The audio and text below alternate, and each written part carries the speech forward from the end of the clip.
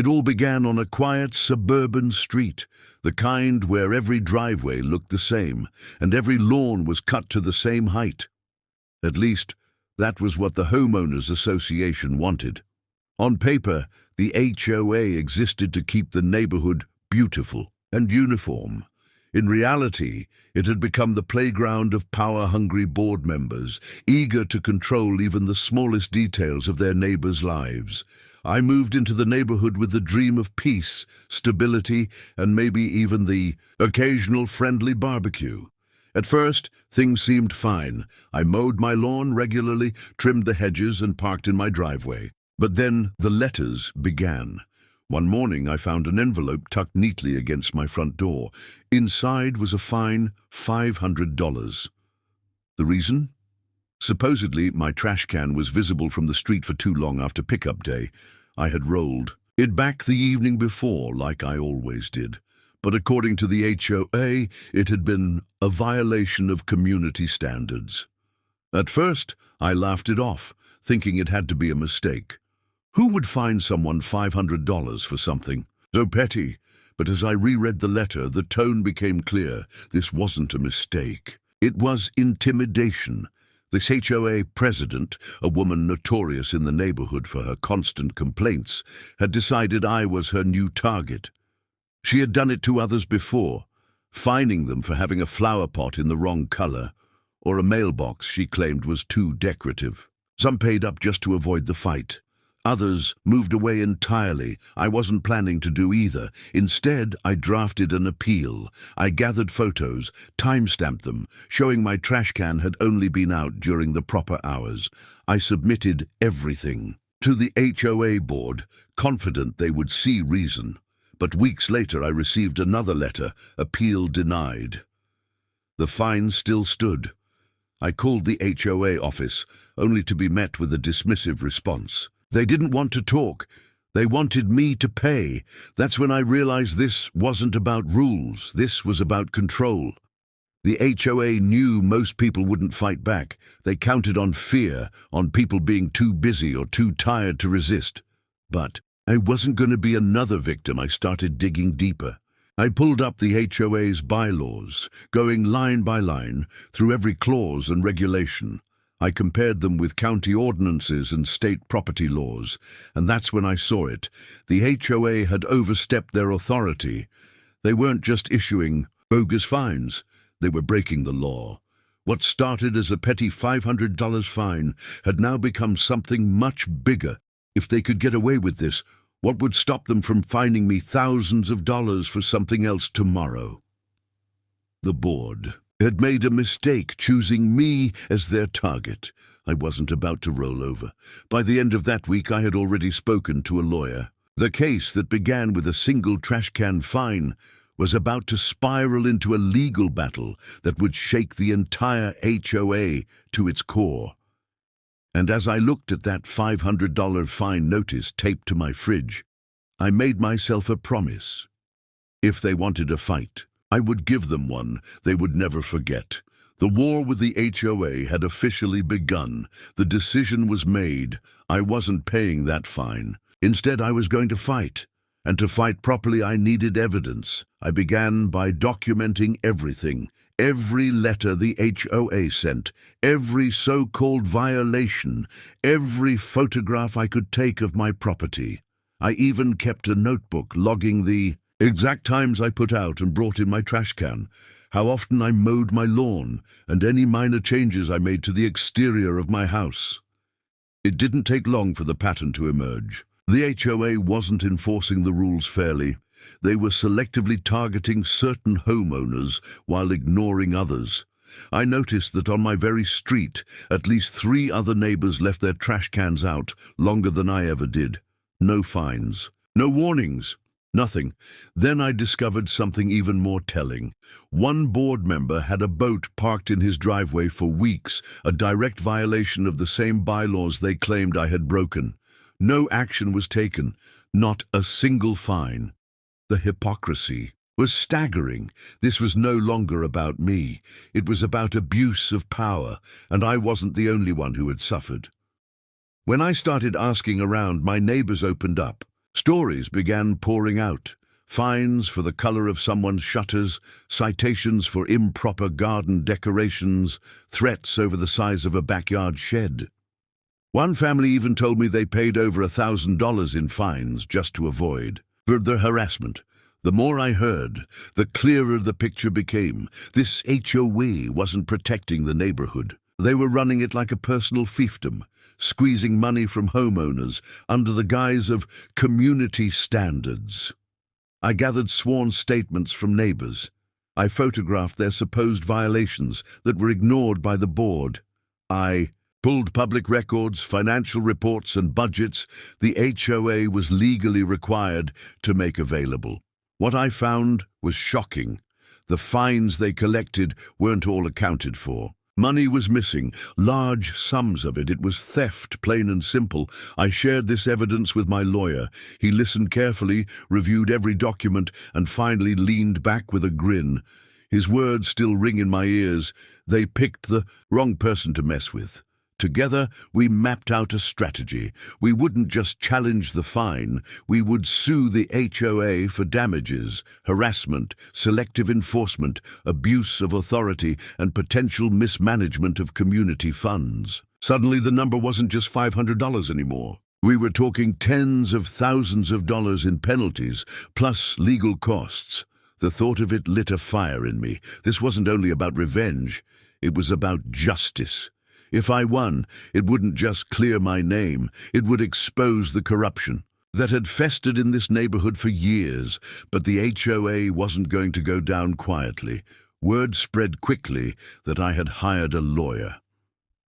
Almost immediately, the retaliation began. Anonymous complaints appeared in my mailbox.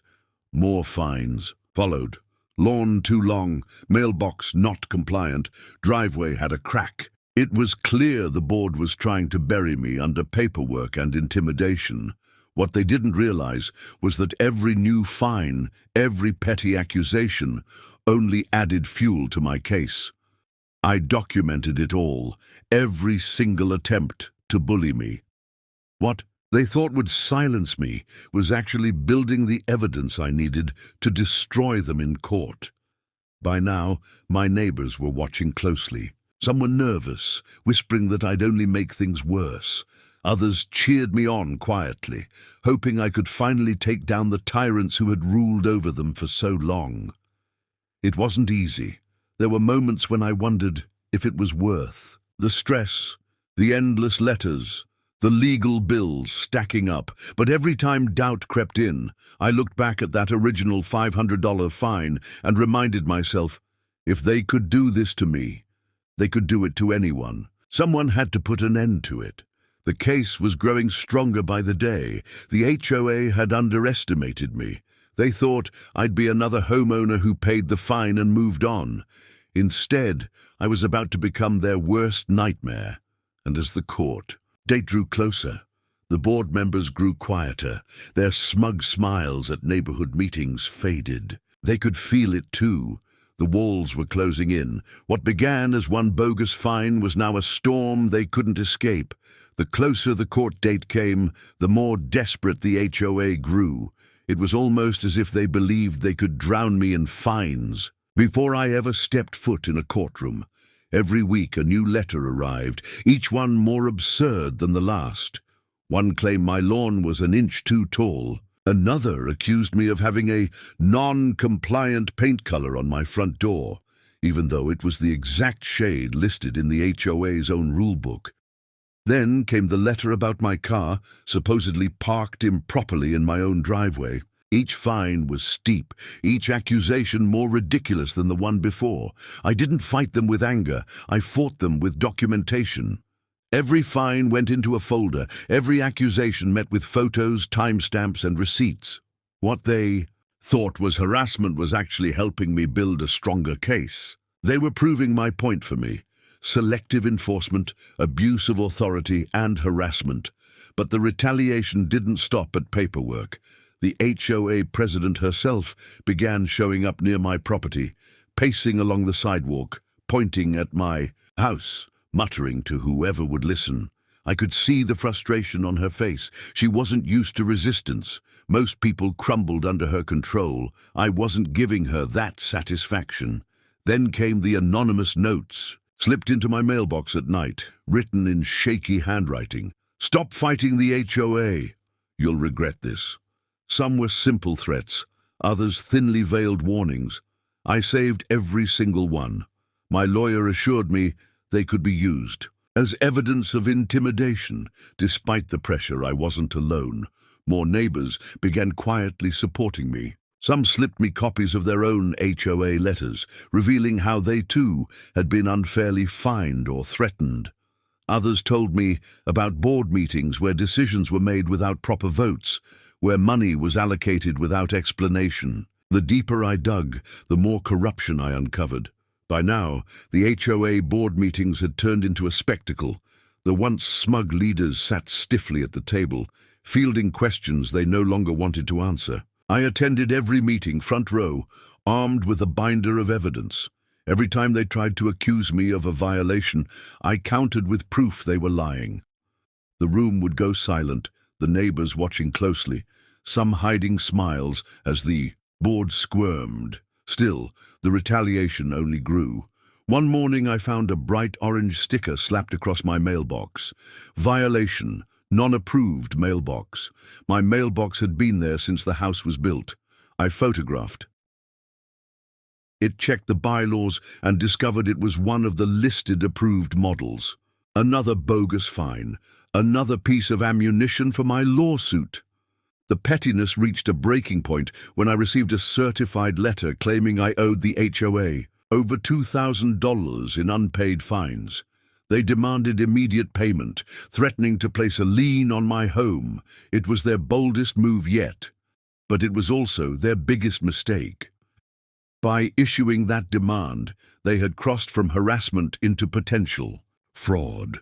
My lawyer wasted no time filing an official complaint, adding it to our growing lawsuit. What they thought would scare me into paying only ensured they would face even harsher consequences in court. And then something unexpected happened. One of the board members, a man who had been silent through most of this ordeal, quietly reached out to me. He confessed that he had grown tired of the corruption, of watching the president and her allies abuse their power. He told me he had records, emails, meeting notes, even receipts that showed just how deep the misconduct went. When he handed me the folder, I realized this wasn't just about bogus fines anymore. This was about exposing years of abuse, lies, and stolen money. The board thought they were tightening the noose around my neck. What they didn't realize was that they were hanging themselves. The folder the board member handed me felt heavier than it should have. Inside were papers, emails, handwritten notes from private meetings, and copies of financial reports the HOA had never made public. At first glance, it looked like nothing more than disorganized scraps. But as I read through them, the truth began to surface. There were email chains between board members openly mocking homeowners who tried to appeal fines. They joked about how much money they had collected that month and laughed at the idea of anyone fighting back. There were discussions about targeting certain houses, homes owned by people who had spoken up at meetings or dared to question the board's authority. Then came the financials. Payments recorded from fines that didn't match the official budgets. Transactions labeled vaguely as community improvement, but with no receipts or records to prove where the money went. Some of it was clearly being funneled into private accounts. The most damning evidence was a memo from the HOA president herself, instructing the board to make an example out of certain homeowners to discourage others from resisting. My name was on that list. As I flipped through each page, my anger turned to resolve. This wasn't just petty harassment anymore. It was corruption on full display. And now I had the proof. My lawyer's reaction said it all. When I handed him the folder, he went silent, flipping through page after page, his expression hardening. Finally, he looked up and said, "This case just got a whole lot bigger." We revised our lawsuit. It was no longer just about overturning my fines or claiming harassment damages. Now it included allegations of fraud, misuse of funds, and intentional infliction of emotional distress. What started as a $500 dispute was growing into a case that could cost the HOA tens of thousands, maybe even more. But we had to be strategic. If the board realized what I had, they might destroy evidence or close ranks. For weeks, I kept quiet, pretending to play along. I attended meetings, accepted their bogus fines with a smile, and said nothing about the folder tucked safely away. Behind the scenes, my lawyer filed motions, subpoenaed records, and built the case piece by piece. Meanwhile, the whistleblower continued to feed me information. He confessed that he had joined the board years ago, hoping to make a difference, only to watch it turn into a nest of power-hungry tyrants. He had stayed silent too long, he said, and helping me was his way of making it right. The retaliation didn't stop, of course. More letters, more fines. But this time, I didn't just document them. I almost welcomed them. Every new violation was another example of harassment to add to the pile. Then, just when I thought I'd seen it all, another bombshell dropped. Hidden in the files was a contract between the HOA and a landscaping company, one that charged nearly double the market rate for basic maintenance. At first, it seemed like bad budgeting, but when we looked closer, the company's address matched that of a relative of the HOA president. It was blatant self-dealing, a kickback scheme hidden in plain sight. That discovery turned my lawsuit into something far more dangerous for them. We weren't just asking for $50,000 in damages now. We were looking at possible criminal charges. The day we officially filed the expanded case, I could feel the shift in the neighborhood. Word spread quickly. Neighbors who had once been too scared to speak out now came forward with their own stories, offering to testify. Some even dug up old letters and fines from years past, eager to add fuel to the fire. The board members, once smug and untouchable, were suddenly rattled. At the next meeting, the president barely spoke. She avoided eye contact, rushed through the agenda, and adjourned early. The other board members sat stiffly, as if waiting for the axe to fall, and they were right to be nervous, because now the case was bigger than any of us had imagined. The HOA had thought they could bury me under one bogus fine. Instead, they had opened the door to an investigation that could take them all down. The court date was approaching fast, and with the whistleblower's evidence in hand, I was ready to deliver the knockout blow. The morning of the court date felt unreal. Months of harassment, retaliation, and late-night stress had all led to this moment. I walked into the courthouse with my lawyer at my side, clutching the binder of evidence that had become almost an extension of me. The HOA board members were already there, sitting stiffly in their press suits, their faces tight with nervous confidence. They still believed they could win. The HOA president sat in the center, eyes darting around the room like a cornered animal. I could almost see the weight of her arrogance collapsing in on itself. For so long, she had been untouchable, the self-appointed queen of the neighborhood. Today, she was just another defendant. When the case was called, we took our seats. My lawyer began with a calm, measured opening. He laid out the story from the beginning. The $500 fine, the bogus violations, the retaliation, the intimidation. Then he promised the court that the evidence would reveal a pattern of abuse so blatant it could no longer be ignored. The HOA's attorney fired back with polished words about community standards and uniform enforcement. He painted me as a troublemaker who refused to follow the rules. But even as he spoke, I could see cracks in his confidence. He hadn't seen what we were about to present. The first piece of evidence was the timeline of fines, each one documented, with photos and timestamps that directly contradicted the HOA's claims. The judge's eyebrows lifted as the stack of papers grew higher, each violation more absurd than the last. Then came the testimony from neighbors. One by one, they described their own experiences. fines for minor or imaginary infractions, threats of liens and intimidation at board meetings.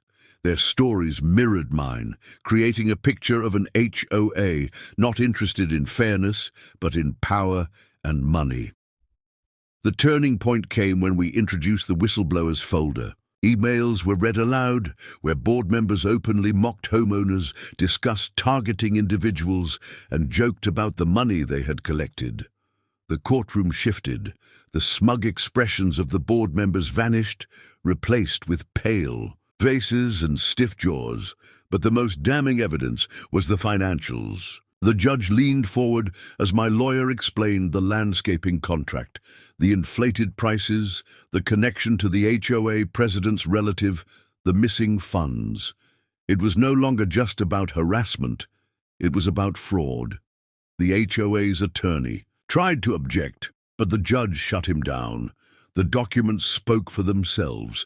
As the evidence mounted, the silence in the courtroom was heavy. The board members squirmed in their seats. The president's hands shook as she fumbled with her papers, whispering frantically to her lawyer. For the first time, the power she wielded so freely was gone. When it was their turn to defend themselves, their arguments crumbled. They tried to claim the fines were standard procedure, but the selective enforcement was obvious. They tried to justify the landscaping contract, but the conflict of interest was undeniable. They tried to insist they were acting in the community's best interest, but the judge's expression told the truth. He wasn't buying any of it. By the end of the proceedings, the board members looked defeated. The president, once loud and commanding, sat in silence, her eyes fixed on the table in front of her. She had spent years using fear to control the neighborhood, but in this courtroom, fear had no power. Only facts did. When the judge finally spoke, the words felt like thunder. The $500 fine was not only dismissed, but the HOA was found liable for harassment, selective enforcement, and misuse of funds. They were ordered to pay damages, $50,000, to cover the stress, the legal fees, and the retaliation I had endured. The courtroom buzzed with whispers. Neighbors who had come to watch exchanged wide-eyed glances, some even smiling. Justice had been served. But it wasn't over yet. As the judge's gavel came down, he announced that the evidence of financial misconduct would be referred to the county for further investigation. The HOA board might not just lose money, they might face something much worse. Walking out of that courthouse, I felt the weight of months of battles lift off my shoulders. I hadn't just won for myself, I had won for every neighbor who had been bullied, every family that had been bullied, every family that had been threatened, every homeowner who had felt powerless under the HOA's thumb. The war wasn't just mine anymore, it was the neighborhood's, and the board was about to face consequences they could never have imagined. The verdict had been delivered, but the story didn't end at the courthouse doors. In fact, that's where the real fallout began. News of the judgment spread like wildfire through the neighborhood. For years, the HOA had ruled with an iron fist, using fear and intimidation to silence homeowners. Now, the same neighbors who once kept their heads down were finally speaking up. Conversations buzzed on driveways, whispers turned into bold statements, and suddenly everyone knew the truth. The board had been corrupt all along. The $50,000 award was satisfying, but what followed was even better. The county launched a full investigation into the HOA's finances. The inflated landscaping contract, the missing funds, the blatant conflict of interest, it all came under scrutiny. Subpoenas were issued, and soon the board members were facing not just angry neighbors, but law enforcement. The president, who once strutted around the neighborhood like she owned it, was now cornered. Her reputation was destroyed, her influence gone. Parents who once feared her judgments now crossed the street to avoid her. Eventually, she resigned from the board, unable to face the mounting pressure. Some whispered that criminal charges might still be on the horizon. The rest of the board members scattered. A few resigned quietly, slipping out before the storm got worse. Others tried to save face, claiming they didn't know what was happening, but the evidence said otherwise. The HOA, once a symbol of authority, had collapsed under its own corruption. For the neighborhood, it was like a weight had lifted. People began planting flowers again, without fear of citations. Kids played in driveways, without parents worrying about violations. The sense of community that had been choked for so long finally started to return. As for me, the victory wasn't just financial. It was about standing up to a system that thrived on fear. Every late-night letter, every bogus fine, every moment I thought about giving up, it had all led to this. And in the end, persistence had paid off. Neighbors I barely knew before now came to thank me. Some told me they felt safer knowing someone had fought back. Others said they finally had hope the HOA could be rebuilt into something fair, something truly meant to serve the community instead of control it. The money I won wasn't the real reward. The real victory was the message it sent. No one is above accountability, not even an HOA that thinks it holds all the power. Months later, when I walked past the community clubhouse where the board once held its intimidating meetings, I saw it sitting empty. The windows were dark, the notice board blank. For the first time, it wasn't a place of fear. It was a reminder that bullies, no matter how big they seem, can be brought down. What began as a single $500 fine had ended in a $50,000 judgment. The collapse of a corrupt board and the rebirth of a neighborhood. And as I stood there, watching the sunset spill across the quiet street, I realized something. Sometimes, the fight you never asked for becomes the fight that changes everything.